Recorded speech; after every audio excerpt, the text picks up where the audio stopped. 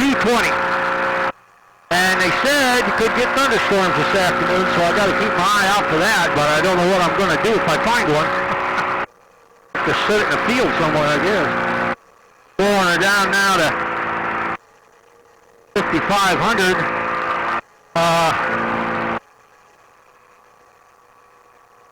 See how much fuel I got.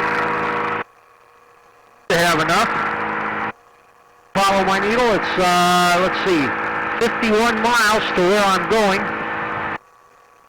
And I'm turning 52, 5,400 RPM, something like that. The wind's blustery, moving things around. And my ground speed's only 49, so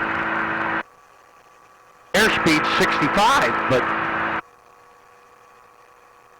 I think I'll try trimming the nose down a little bit, maybe. Seatbelt's tight. About 45 mile an hour over the ground. It's fairly smooth now. It's not so blustery here. And this is a great big greenhouse. I remember this from years ago, flying over this thing. My ultralight, yeah. Now you can see that from a long way away.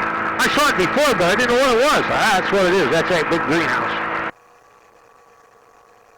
This thing should be able to go about 400 miles on if I fill these tanks clear full. It should have a range of about 400 miles anyway. A little over that, 450 maybe if you get a little bit of a tail in. I've only transferred about 2.5 gallons out of each tank, so there's another 5 gallons to put in there, but I don't know if it would fit. I'll try putting some in anyway, just to be on the safe side. If I pull my earphone off so I can listen to the engine with no headphones on, it sounds like it's purring like a kitten, you know? So sometimes I have trouble telling if the thing's running right.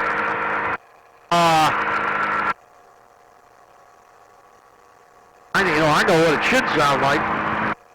But right now what it's doing, I got the selector for that tank over there. It should be sucking fuel out of that tank and putting it back up into the main tanks up there.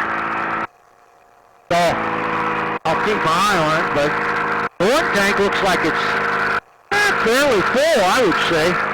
I don't want it to start coming out the vent. I already told you about the extra engine I got for this plane and how much fuel it holds, 32-foot span. Well, a lot of stuff you could find out on the internet because they sell these things now, I think, with the 582. That's kind of their standard engine. Because the two-stroke gives you a lot of push, a lot of kick real quick, and they're very lightweight. But this is an ASAP Chinook. It's not the same as the one that the guy in Texas is selling. So I can't say for sure what differences there are. I know, like I had to work a lot on the tail wheel. When I first got this plane, it would fly, but it wasn't practical. You had to be real good to fly it, and you couldn't fly it in any kind of crosswind or anything because you just couldn't steer good enough with that tail wheel. And what else? It would want to nose down. I was always trying to hold back on the stick, and I guess they sell you a trim tab or something to try to counteract for that, but it would just do that, particularly if you were trying to go too fast with it. If it flew slow, it was all right, but it'd get real sensitive, and you'd do one of these deals, and you wouldn't know why, and you're going like this with a stick. Well, that's a pilot-induced oscillation.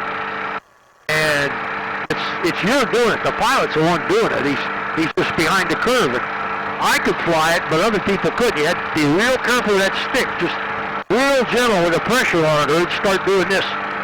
And that's why I changed the front end of the plane, and so it don't do that anymore. So I don't know what else you want to know. Told you about the heater. The heater looks real good.